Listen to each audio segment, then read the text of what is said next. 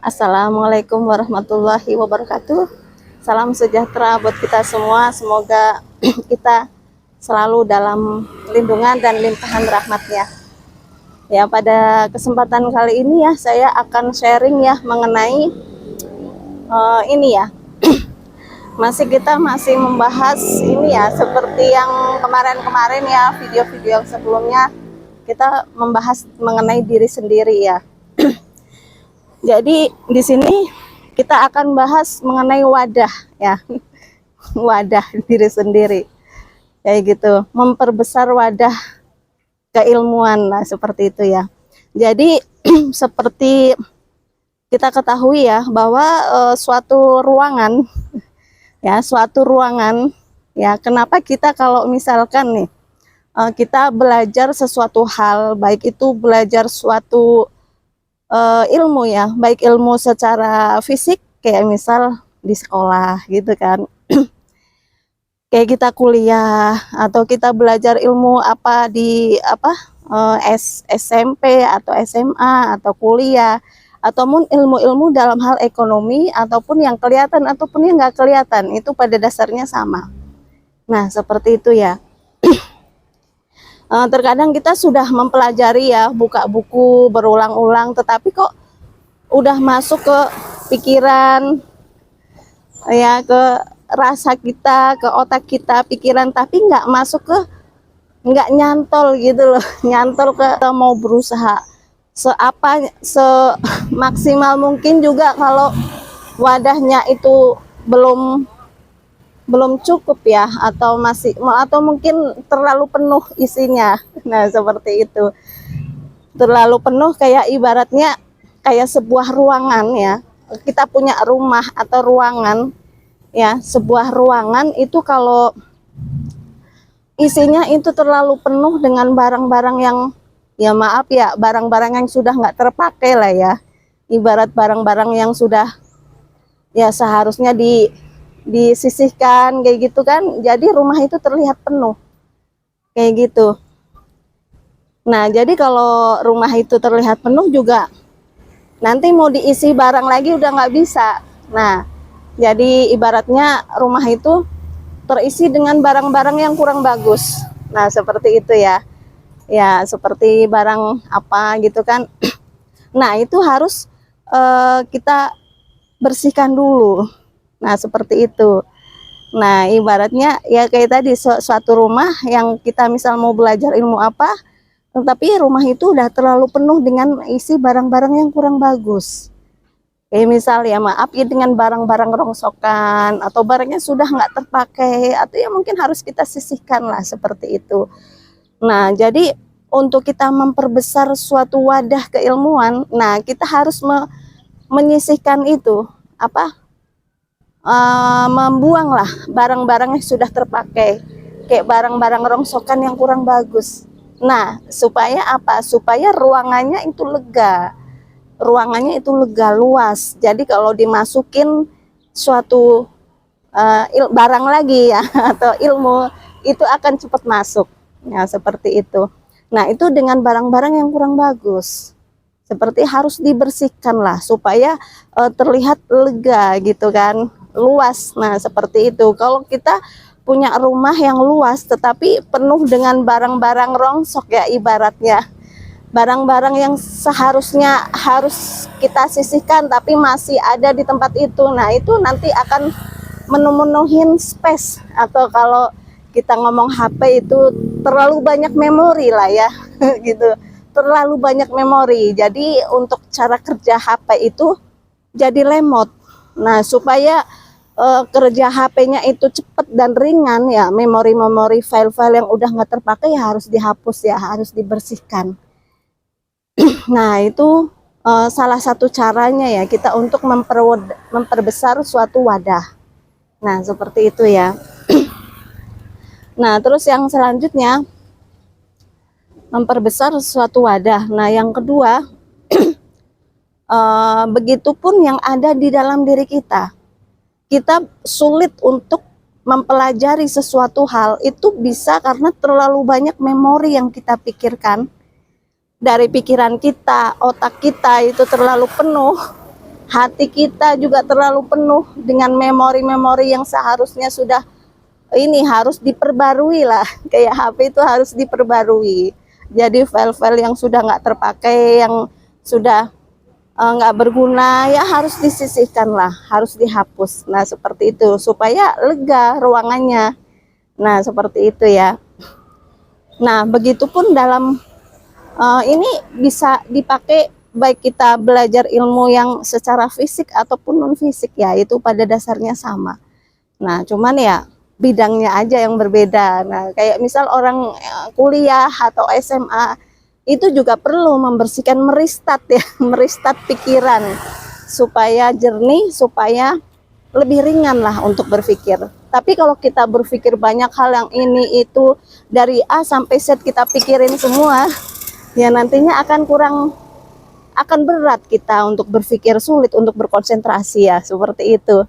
Nah sama kayak HP juga. Nah ya itu hal pertama yang harus kita lakukan, itu kita harus membersihkan ruangan dulu supaya bersih dari hal-hal yang kurang bagus ya. Jadi dengan cara apa? Kita harus membersihkan pikiran kita, otak kita, rasa kita, hati kita, yaitu dengan cara merubahnya hal-hal yang kurang bagus itu tadi ya. Ya kalau kita dari segi spiritual atau mungkin di dalam Islam, dengan kita dari kita lahir ya, bayi sampai kita usia segini ada 30, 40, 50 ya, kan mungkin ada dosa-dosa yang menempel ya, baik yang disengaja ataupun yang tidak. Nah itu kita kalau secara Islam ya kita harus banyak-banyak beristighfar supaya kita bersih, untuk membersihkan ruangan itu tadi supaya bisa diisi lagi. Nah seperti itu ya. Jadi membersihkan hal-hal yang sekiranya kurang bagus. Nah itu nanti suatu ilmu itu akan mudah masuk. Ilmu itu kan masuknya ke rasa ya, ke hati ya, atau ke kolbu. Kalau kita mengenal struktur hati ya, itu ada berlapis-lapis ya hati itu ya. Nah seperti itu. Jadi nah dengan cara itu kita banyak beristighfar, mohon ampun kepada Tuhan ya. Ini berlaku untuk semua agama ya, nggak harus Islam saja. Nah seperti itu, yang lainnya juga bisa. Nah yang kedua itu kita harus ini, setelah kita bersihkan kita harus niat. Nah kita memohon petunjuk kepada Tuhan, niat tujuan kita itu apa. Nah gitu. Ini saya pakai tongsis jadi rubah-rubah gambarnya ya, goyang-goyang. Nah jadi itu yang kedua.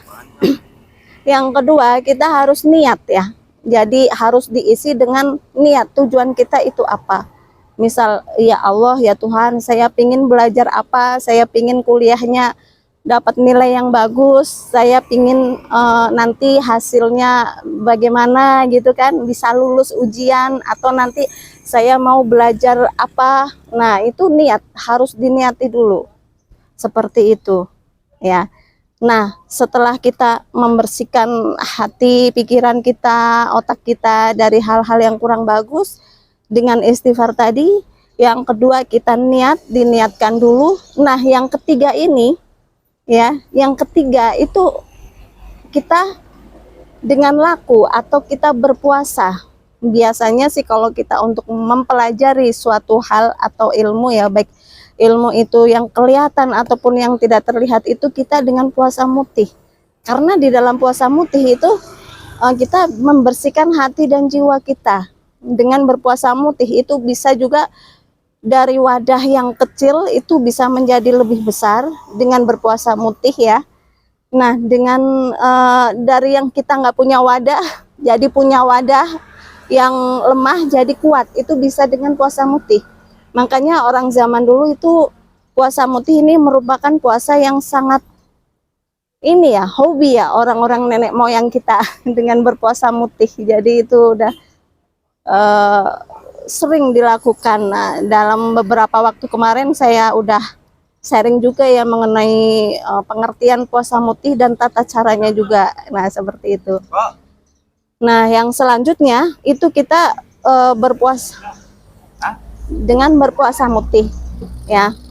Nah, yang selanjutnya yaitu kita harus biasanya puasa muti itu kan berbeda-beda, ada level-levelnya juga ya. Dari 3 hari, ada yang 7 hari, tergantung hajat tujuan kita. Semakin besar tujuan kita, hajat kita, maka puasa yang kita lakukan itu akan semakin berat. Nah, tapi biasanya paling sedikit itu 3 hari atau 7 hari, atau ada puasa muti 40 hari gitu kan.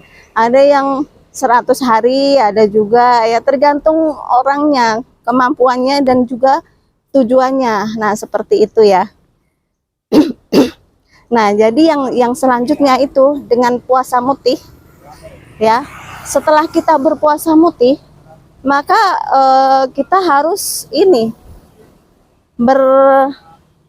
namanya sering menenangkan hati dan pikiran itu dengan bermeditasi dan dengan bersemedi. Jadi dengan kita bermeditasi atau kita bersemedi itu pikiran kita akan semakin tenang. Ya, pikiran kita akan semakin tenang. Hati kita juga akan semakin tenang, akan semakin sejuk. Seperti air ya yang sudah mengendap itu kotoran-kotorannya. Nah, nanti apapun ya itu akan terlihat dengan jernih itu di dalamnya ya. Seperti itu. Itu dengan kita sering-sering bermeditasi atau bersemedi. Nah, seperti itu. Itu untuk mencapai suatu ketenangan.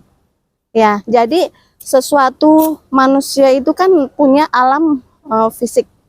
Jadi alam jasad kita ya, kesadaran fisik jasad itu berperan sekitar 12% di dalam kehidupan kita. Itu kesadaran fisik kita, jasad dia. Yang kedua, kita semua mempunyai alam bawah sadar. Ini berperan 87% dalam kehidupan kita. Nah, alam bawah sadar ini itu akan mencetak nanti apa yang akan terjadi. Nah, kalau orang-orang Chinese ya, yang nggak hanya orang Cina aja ya, yang udah paham ini, orang-orang Cina juga itu kebanyakan paham mengenai alam bawah sadar, bisa mengaktifkan itu. Ya, makanya banyak yang ini ya, yang sukses ya mungkin ya, karena itu leluhur kita, nenek moyang kita di tanah Jawa, itu leluhur kita juga sama. Beliau-beliau paham bener ya mengenai alam bawah sadar, karena alam bawah sadar ini menentukan 87% kehidupan kita.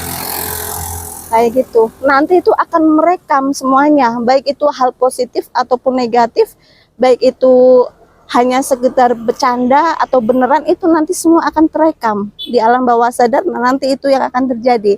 Jadi manusia punya energi atau kekuatan untuk mencetak apa nanti yang akan terjadi. Nah, itu melalui alam bawah sadar.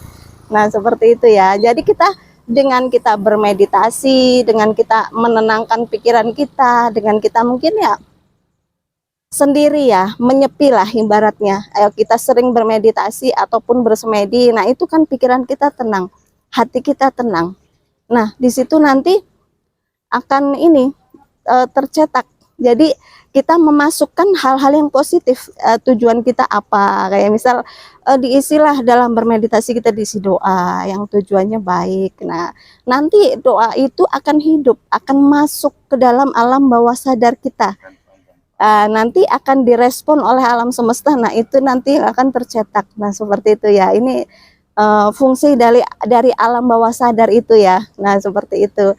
Nah, jadi dengan kita sering-sering menenangkan diri, hati dan pikiran kita, maka suatu ilmu akan lebih masuk lah, lebih manjing. Kayak Gus Dur itu kan manjingnya ilmu itu kan dirasa atau di hati.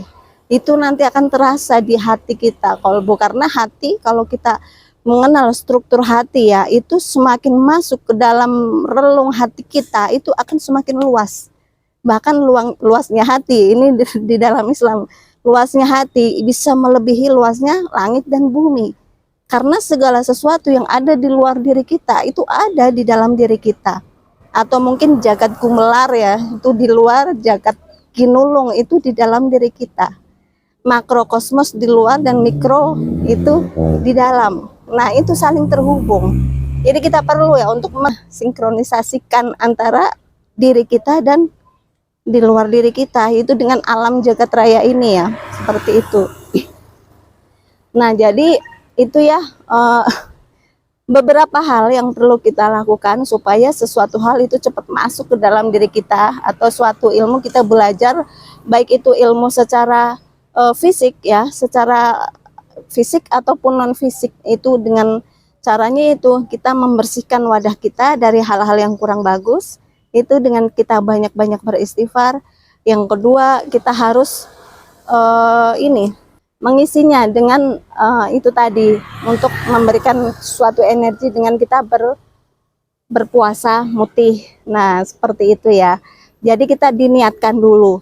Nah, terus dengan berpuasa mutih. Nah, setelah berpuasa mutih, nanti kita ini sering-sering bermeditasi atau bersemedi, untuk supaya apa bacaan kita, doa kita, tujuan kita itu cepat masuk, meresap ke dalam diri kita ya, seperti itu ya. Nah, jadi mungkin itu ya sementara yang saya sampaikan pada video kali ini ya. Semoga bisa bermanfaat buat kita semua. Ya, mohon maaf jika ada kekurangan dan kesalahan. Sampai ketemu di video-video yang selanjutnya. Wassalamualaikum warahmatullahi wabarakatuh.